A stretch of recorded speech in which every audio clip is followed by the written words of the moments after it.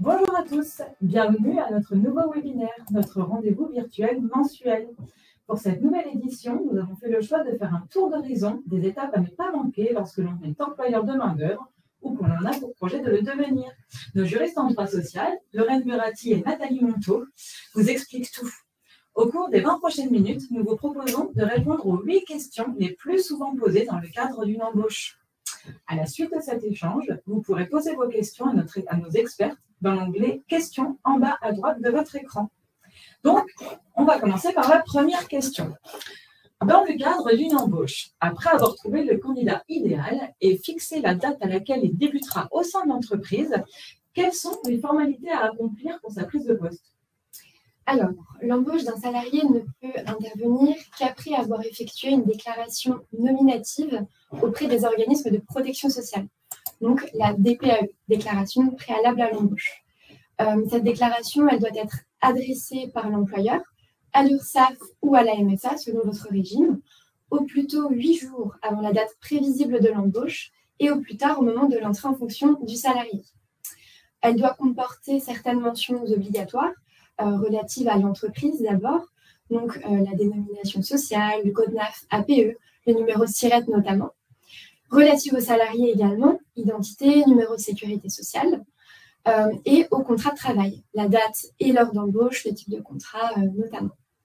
Elle doit être faite en ligne par l'employeur sur les sites de l'URSSAF ou de la MSA. La DPAE permet également d'accomplir plusieurs autres formalités.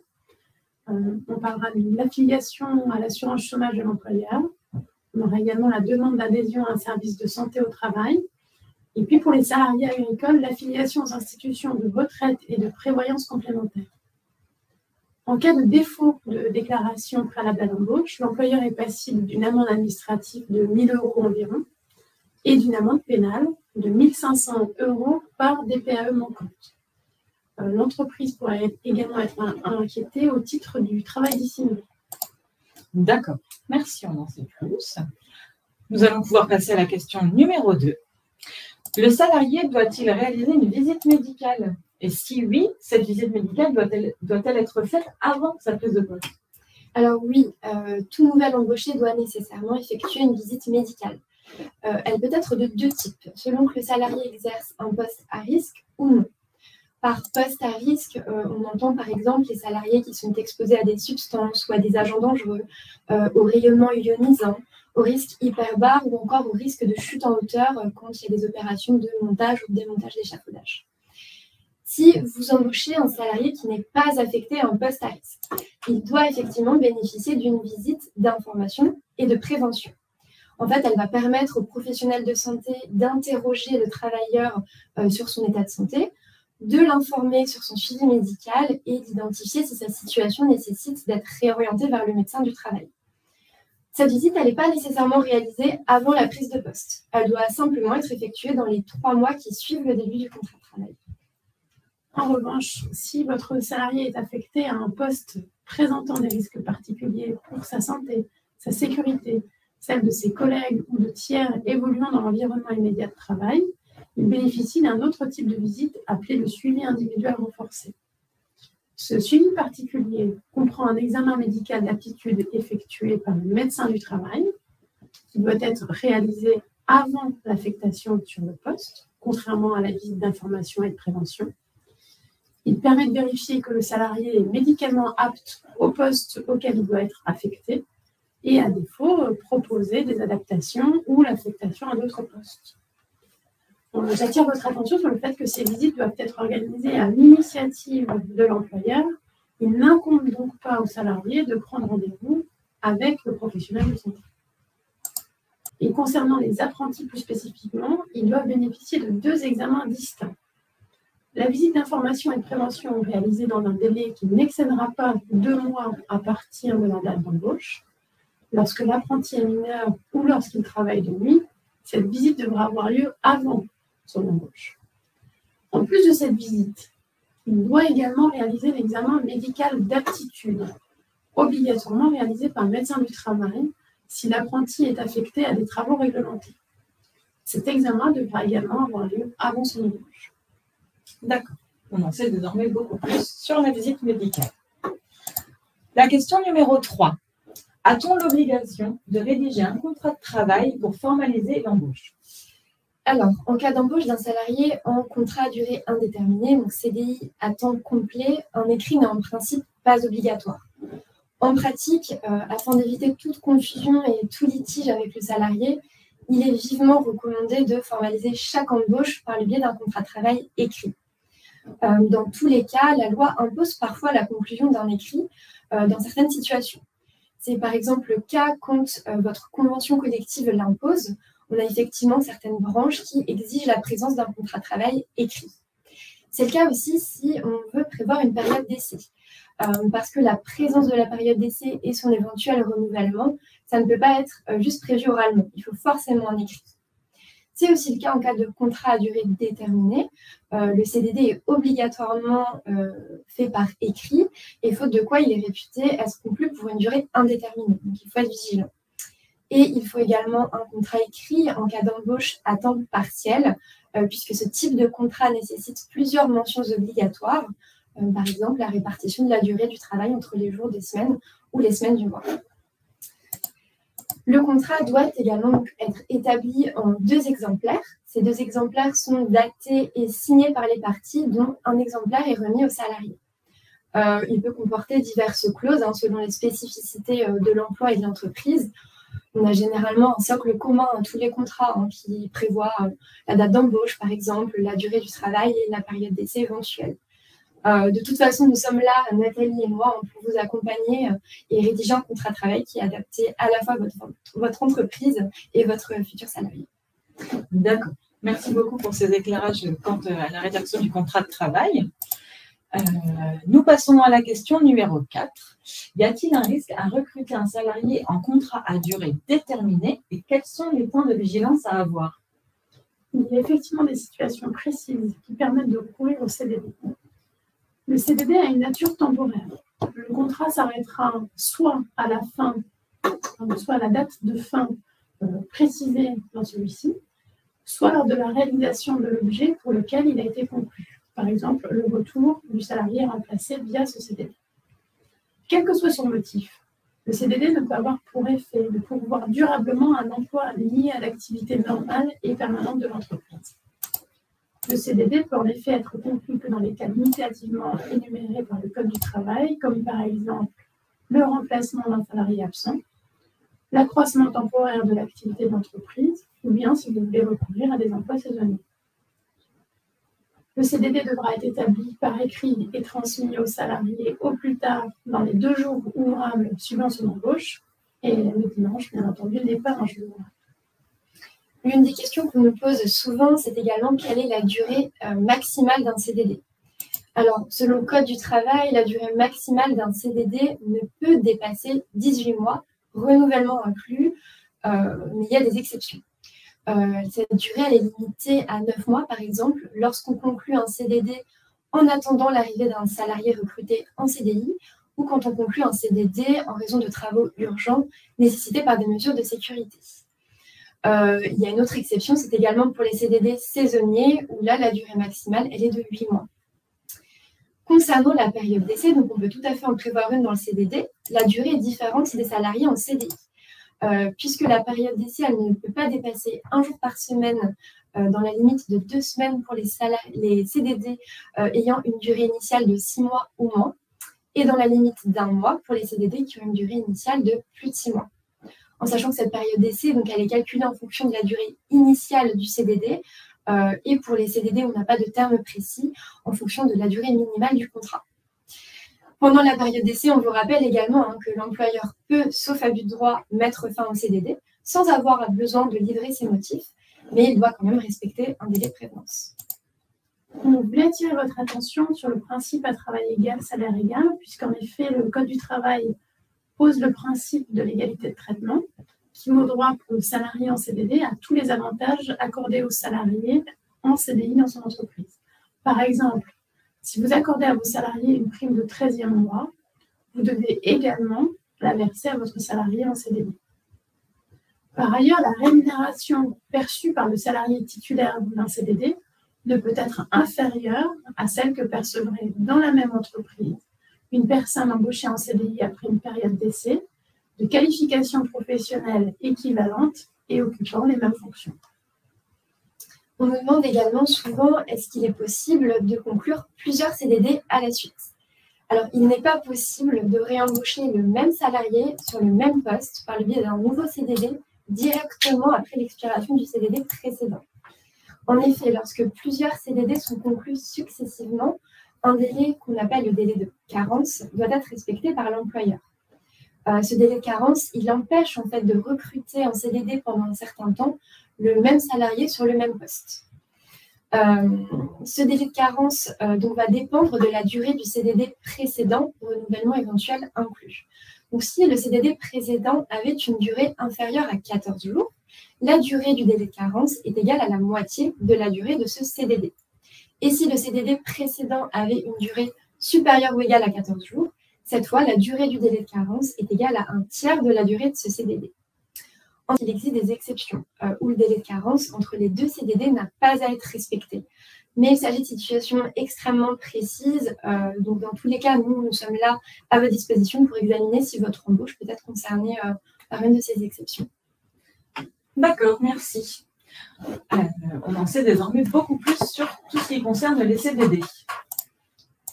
La question numéro 5, quant à elle, parle des registres du personnel. Doit-on tenir un registre du personnel dès la première embauche et si oui, sous quelle forme?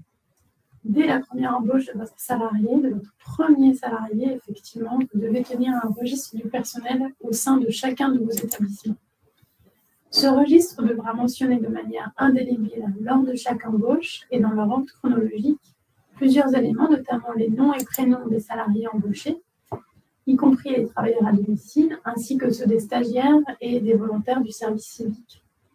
Le cas échéant, il sera nécessaire d'apposer la mention apprenti, contrat de professionnalisation, contrat à durée déterminée, salarié à temps partiel ou salarié temporaire. Il faudra effectivement aussi mentionner dans ce registre les événements ultérieurs à l'embauche, comme par exemple le passage d'un temps partiel à un temps complet ou inversement. Pour les salariés étrangers assujettis à la possession d'un titre de travail, le type et le numéro d'ordre du titre valant autorisation de travail devront être mentionnés et le registre devra également contenir des copies de ces documents. Les informations indiquées dans le registre doivent être conservées pendant 5 ans à compter de la date de départ des salariés concernés. Enfin, vous devez tenir ce registre à la disposition du comité social et économique, si vous êtes concerné, et des agents de contrôle de l'inspection du travail. D'accord. Nous allons passer à la question numéro 6. Dès l'embauche du premier salarié, doit-on prévoir un panneau d'affichage au sein de l'entreprise? Dans quel cas, quelles informations y faire figurer? Alors, effectivement, lorsque vous embauchez un salarié, vous devez lui communiquer plusieurs informations. La communication est effectuée par le biais d'un affichage sur le lieu de travail et dans un endroit facilement accessible. Le type et le nombre d'informations à communiquer vont varier selon l'effectif de l'entreprise. Donc, par exemple, pour une entreprise dont l'effectif est compris entre 1 et 10 salariés, on va devoir indiquer donc, les coordonnées de l'inspection du travail, le numéro de téléphone du service de prévention et de lutte contre les discriminations, les coordonnées de la médecine du travail, les services de secours en urgence, les consignes de sécurité, d'incendie, d'avertissement de zones de danger également, l'interdiction de fumer et de vapoter, le document unique dont on reparlera un peu plus tard, les panneaux syndicaux, la durée du travail, les horaires collectifs de travail également, le repos hebdomadaire. Bien sûr, n'hésitez pas à nous contacter parce que c'est une liste non exhaustive. On pourra vous renseigner pour avoir une liste plus détaillée. Merci beaucoup pour toutes ces informations. Notre question numéro 7 désormais. Quelles sont les obligations en termes de santé et de sécurité au travail lors de l'embauche d'un premier salarié? Chaque employeur est concerné par l'obligation de disposer d'un document unique d'évaluation des risques professionnels, et ce, dès le premier salarié, y compris si ce premier salarié est un membre de la famille, un salarié saisonnier ou un CDD. Le Code du travail vous impose donc d'évaluer dans chaque unité de travail les risques pour la santé et la sécurité de vos salariés. Les résultats de cette évaluation doivent être transcrits dans le document unique. Et pour tout savoir sur le document unique, nous invitons à regarder sur notre chaîne YouTube la vidéo de notre webinaire qui avait été consacrée à ce sujet. En sachant qu'il y a eu quelques petites évolutions entre-temps, puisque auparavant, toutes les entreprises, quel que soit leur effectif, devaient mettre à jour le document unique chaque année. Et maintenant, les entreprises qui ont moins de 11 salariés sont exonérées de cette mise à jour annuelle. Par contre, celles qui ont plus de 11 salariés doivent encore ont cette obligation. En tout état de cause, quel que soit l'effectif de l'entreprise, le document unique doit être mis à jour dans certaines situations. Par exemple, quand on va prendre une décision qui aménage de façon importante les conditions de santé et de sécurité ou encore les conditions de travail. Attention, hein, parce que parfois quelques conventions collectives prévoient une mise à jour annuelle. C'est par exemple le cas de la convention collective de la production agricole. Donc, dans ces cas-là, vous devez mettre à jour votre document unique annuellement. Le document unique est également conservé par l'employeur et tenu à la disposition donc, des travailleurs, des anciens travailleurs et de toute personne ou instance qui peut avoir un intérêt à le consulter pendant 40 ans. Donc c'est assez conséquent. À noter également qu'à compter du 1er juillet 2024, au plus tard, tous les employeurs qui ont moins de 150 salariés devront déposer leur document unique et ses mises à jour sur un portail numérique. Donc quelques petits changements à venir.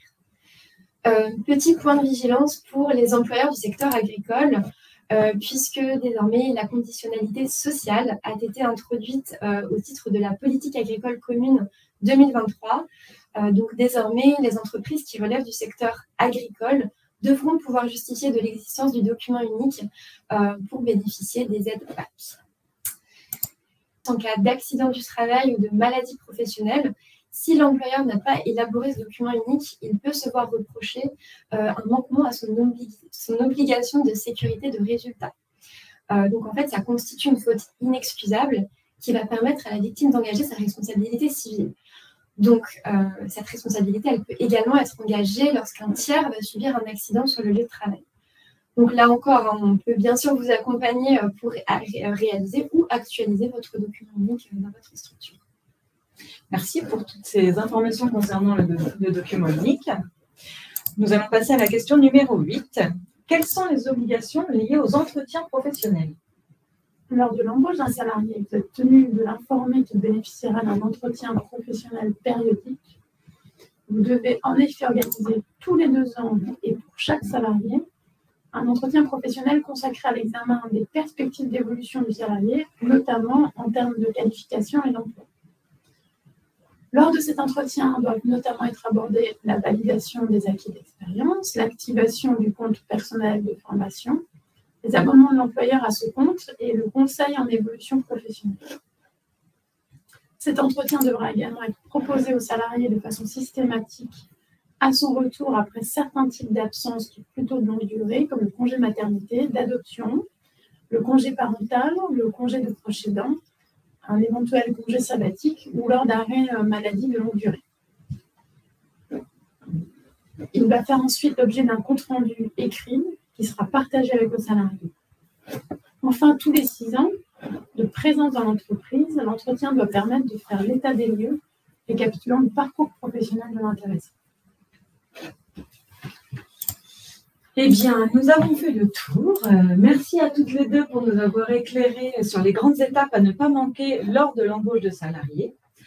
Sachez que depuis quelques mois, le service social employeur de Serre France ADO peut vous proposer un pack primo-employeur. Grâce à ce pack, vous bénéficiez d'un accompagnement individuel et personnalisé dans le cadre de l'embauche de votre premier salarié. Il comprend notamment un entretien individuel au cours duquel il vous sera remis le registre du personnel, les affichages obligatoires, votre convention collective et bien entendu la réalisation du contrat de travail de votre premier salarié. Si vous êtes intéressé, n'hésitez pas à contacter Lorraine et Nathalie. Nous pouvons désormais passer à la partie questions-réponses. Je vous invite désormais à poser toutes vos questions dans l'onglet questions en bas à droite de votre écran. Dans un premier temps, il me reste une interrogation. Une fois que mon salarié est embauché, comment je dois lui envoyer ses bulletins de paye? Alors, oui, au moment du versement de la rémunération, l'employeur doit délivrer à chaque salarié le bulletin de paye correspondant. La transmission de ce document peut être faite de deux manières. Soit classiquement, donc en imprimant le bulletin et puis en le remettant soit en main propre, soit par voie postale au salarié. En pratique, dans une démarche de responsabilité sociétale des entreprises, une démarche RSE, c'est une option qui est plus trop préconisée pour limiter les impressions papier. Vous pouvez également transmettre le bulletin paye donc de façon dématérialisée. Dans ce cas, par contre, afin de garantir la protection des données personnelles des salariés, la CNIL interdit un simple envoi du bulletin par mail. Il est néanmoins possible de mettre en place un coffre-fort numérique sécurisé, donc sur lequel l'employeur peut déposer les bulletins de paye et auquel les salariés ont un accès donc individuel et confidentiel. Nous sommes bien sûr à votre disposition si vous souhaitez davantage d'informations sur ce dispositif, en sachant que Serre France ABO peut tout à fait vous accompagner pour le mettre en place sur votre structure. D'accord, merci. Alors, quel est le coût du kit pour la première embauche? Donc, le pack primo-employeur, apparemment. Quel est le coût du pack primo-employeur? Alors, pour le pack primo-employeur, qui comprend bien l'entretien, la rédaction du contrat, la remise des affichages, on est sur 410 € hors taxe. Est-ce à nous de créer le document unique ou le registre du personnel ou existe-t-il un document type fourni par ADO? Alors, pour le registre du personnel, nous, comme on vous l'a expliqué, on peut vous en fournir un lors du pack primo-employeur, lors de notre entretien qu'on aura ensemble. Effectivement, à l'issue de cet entretien, on vous fournit un registre du personnel. Après, en dehors de cet entretien, vous pouvez vous procurer le registre du personnel en magasin spécialisé, bureautique, par exemple de la presse, un cahier normé, type exécutif, vous pourrez le procurer facilement. Concernant le document unique d'évaluation des risques professionnels, effectivement, Serre France ABO peut vous accompagner pour le réaliser. Pour le réaliser, voilà, et puis pour étudier effectivement les risques au sein de votre entreprise. Donc, ce n'est pas juste mettre ce document en place, c'est effectivement faire le tour de votre exploitation, de votre entreprise, évaluer les risques par atelier, par poste. Et effectivement, ce sont les résultats de ces évaluations de risques qui seront mis noir sur blanc sur le document. Oui, et puis peut-être aussi le plan d'action derrière qui en découle. Voilà. Il y a tout un accompagnement qui est proposé par nos conseillers.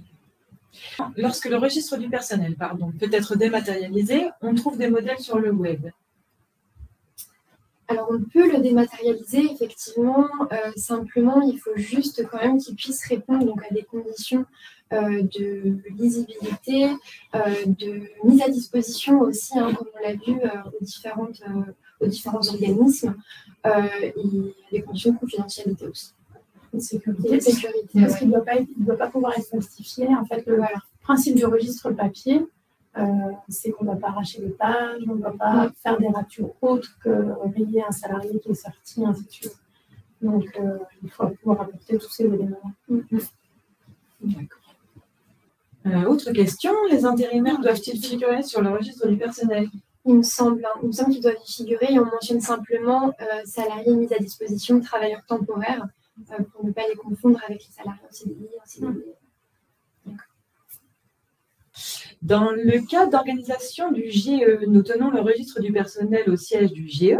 Que devons-nous faire pour les entreprises adhérentes au sujet de ce registre? On avait mentionné dans le registre du personnel les salariés, comme on a indiqué dans l'ordre chronologique, et préciser qu'ils sont affectés à une entreprise utilisatrice du GE et préciser les adresses de ces entreprises utilisatrices. D'accord, merci. Les saisonniers en DESA sont-ils concernés? Par le registre du personnel, je suppose, oui. Oui, en fait, il me semble qu'il peut y avoir quand le DESA était en format papier, on pouvait regrouper les DESA et ces services qui sont servis comme registre du personnel. Maintenant, les DESA se font en version dématérialisée. Sûrement que cette exonération peut subsister encore. Après, par sécurité, vous pouvez les intégrer dans votre gestion du personnel. D'accord. Alors, le document unique sera forcément dématérialisé car il devra être mis sur la plateforme. Oui, enfin, vous aurez toujours un format papier, mais effectivement, oui, il faudra qu'il existe en format dématérialisé pour être transmis. Oui. Comment fait-on lorsque la MSA ne convoque pas les employés malgré les demandes de ma part, aussi bien pour les CDI que pour les occasionnels? On recontacte de manière écrite aussi. Hein, la MSA, vous l'avez sûrement contacté. Donc, il y a eu la déclaration préalable à l'embauche et peut-être un appel de votre part. Nous, on vous conseille également de faire un mail pour bien avoir la preuve que vous avez demandé à la MSA effectivement les visites d'information et de prévention. Oui, conserver une trace écrite. Voici pour nous le moment de vous remercier de votre attention et de votre fidélité. Vous êtes de plus en plus nombreux à suivre nos webinaires chaque mois et nous vous en sommes très reconnaissants. N'hésitez pas également à solliciter nos conseillères, elles restent à votre disposition en cas de besoin. Ce webinaire sera disponible en replay très prochainement, comme vous en avez l'habitude, sur notre chaîne YouTube et sur nos réseaux sociaux. Merci encore et à bientôt.